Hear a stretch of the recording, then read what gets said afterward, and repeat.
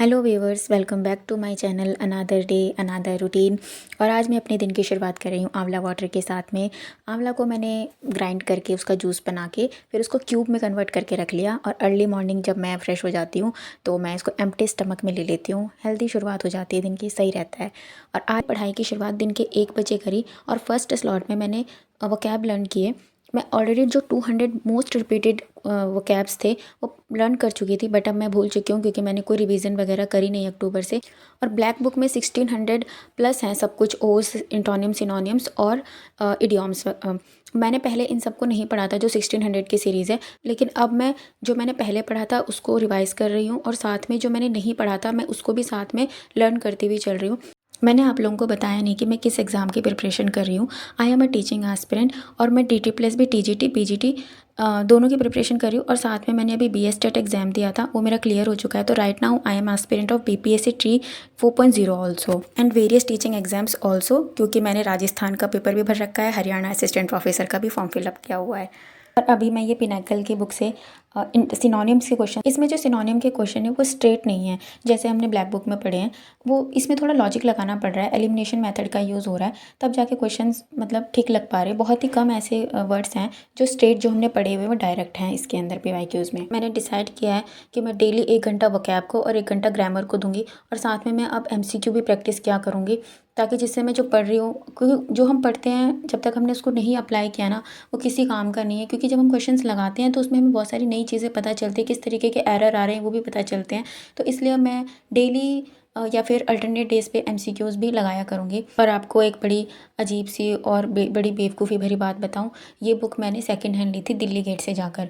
मैंने इस बुक की सूरत तो देख ली कि ये बुक देखने में अच्छी है और इसके पेजेस वगैरह ठीक हैं, बट मैंने इसको एक बार अंदर खोल के चेक नहीं किया कि ये सही है या नहीं है। इन्होंने क्या कर रखा है, जिनकी ये बुक थी उन्होंने बुक में ही अपने क्वेश्चंस को सॉल्व कर रखा है, पेंसिल से टिक लगा रखा है। वो तो कुछ फॉर्चून था मेरा कि इन्होंने पेंसिल से निशान लगाया, पेन से नहीं लगाया, नहीं तो मेरा बुक लेना बर्बाद हो जाता। अब मैं क्या करती हूँ, मैं चारों ही ऑप्शन पे अपने पेंसिल से टिक कर दे रही हूँ ताकि मुझे पता ही ना चले कि क्या सही आंसर है। एक होता है ना कि मन के अंदर खोट नहीं रहना चाहिए कि हाँ मैं चीटिंग कर रही हूँ, इसलिए मैंने चारों ही ऑप्शन पे टिक मार दिया ऑप्शन बुक में, और अब फिर मैं उसको सॉल्व कर रही हूँ। मतलब मेरा काम बढ़ गया है। अब आप भी जब कभी बुक लो सेकंड, तो आप इस बात का ध्यान रखना कि एक बार आप बुक को अंदर से चेक कर लो। हालांकि मैंने भी बुक अंदर से चेक करी थी, मुझे बहुत क्लीन लगी। ये बुक बहुत पुरानी नहीं है, ये बस उन्होंने लगता है एक बार पढ़ी है और दे दी है। बस मैं उसके अंदर के ऑप्शंस को नहीं चेक कर पाई कि इन्होंने ऑप्शन में सत्यानाश कर रखा है। लेकिन कोई बात नहीं, अब हमने जुगाड़ लगा लिया है, प्रैक्टिस कर लेंगे। बुक खरीदी है, वेस्ट तो जाने नहीं देंगे। और नहीं, हम खरीदेंगे नहीं क्योंकि मैंने पहले खरीद लिया है। तो अपना जुगाड़ लगा के अपने क्वेश्चंस हम बनाते रहेंगे, लेकिन अपने खुद के साथ चीटिंग कतई नहीं करेंगे। और ये मैंने आज इंग्लिश यहीं पे ख़त्म करी। आज मैंने कोई नया चैप्टर इंग्लिश में रिवाइज़ नहीं किया। एंड देन मैंने अपना सेकंड सब्जेक्ट उठाया। ये मैं कंटिन्यूशन में पढ़ रही हूँ, इसमें मैंने कोई ब्रेक नहीं लिया था। ब्रेक मतलब छोटे मोटे ब्रेक लिए थे, बट वैसे मैं उठी नहीं थी किसी काम की वजह से। एंड देन मैंने अपना ज्योग्राफी में क्लाइमेटोलॉजी पढ़ा। मेरे 200 क्वेश्चन ऑलरेडी हो गए थे, मैंने आज और 100 क्वेश्चन किए।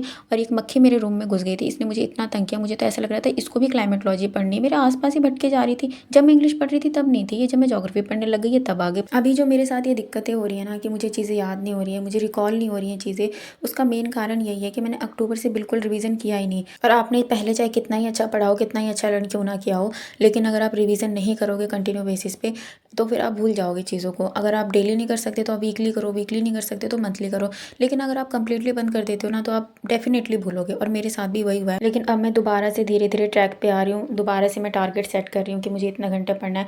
अभी मैं सब्जेक्ट और टॉपिक वाइज नहीं जा रही हूँ, अभी बस मैं इस बेस पे जा रही हूँ कि मैंने बिल्कुल पढ़ाई छोड़ दी थी।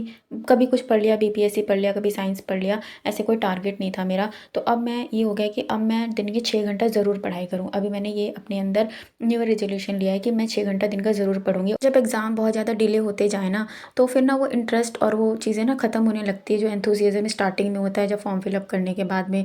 और अगर आप भी मेरी बातों से रिलेट कर पा रहे हैं, कनेक्ट कर पा रहे हैं, और अगर आप भी अपने ट्रैक से हट गए हैं, अगर आपका भी पढ़ने में मन नहीं लग रहा है, डिसिप्लिन नहीं बन पा रहा है, तो आप भी शुरुआत कर सकते हो। अभी आप थोड़ा थोड़ा पढ़ना शुरू करो।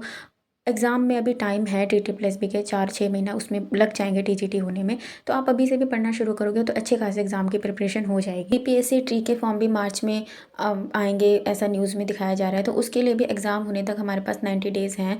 हम अभी अब अगर अभी भी हम कंसिस्टेंट होके और डिसिप्लिन में अपनी पढ़ाई करेंगे ना, तो हमारी प्रिपरेशन बहुत अच्छी हो जाएगी। हम जो बहुत अच्छे बच्चे उनके साथ कॉम्पीट कर पाएँगे अपने आप। अच्छे से मेरा मतलब है कि जो अपनी पढ़ाई को लेके हमेशा से कंसिस्टेंट। और शाम का काम ख़त्म करने के बाद अभी मैं दोबारा से आ गई थी पढ़ने। मैंने लूसेंट पढ़ा, मैंने BPSC के टॉपिक्स पढ़े और लूसेंट में जो पिंक बॉक्स में टेबल्स होते हैं उसमें उसमें मैंने आज ट्राइबल मूवमेंट और पीजेंट मूवमेंट के डेट और उनके लीडर्स कौन थे उसको याद किया। 10 बजे तक आज मैंने 5.5 घंटे की अपनी पढ़ाई पूरी कर ली थी और आज मैंने एक्स्ट्रा में राधिका मैम की क्लास भी ली थी।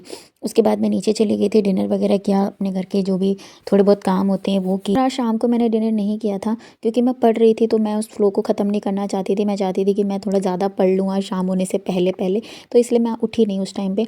मैंने अपनी पढ़ाई को उस टाइम पे कंटिन्यू किया। साइंस के लिए मैंने राधिका मैम को ही फॉलो किया, उनसे मैंने केमिस्ट्री के सारे क्लासेस ले लिए। बायोलॉजी की लास्ट एक क्लास रहती है और फिजिक्स भी मुझे उन्हीं से ही कंप्लीट करनी है। अभी भी मेरे पास, मैंने 5.5 घंटे की पढ़ाई करी थी, अभी भी मेरे को 6 घंटे का अपना टारगेट पूरा करना था पढ़ने का।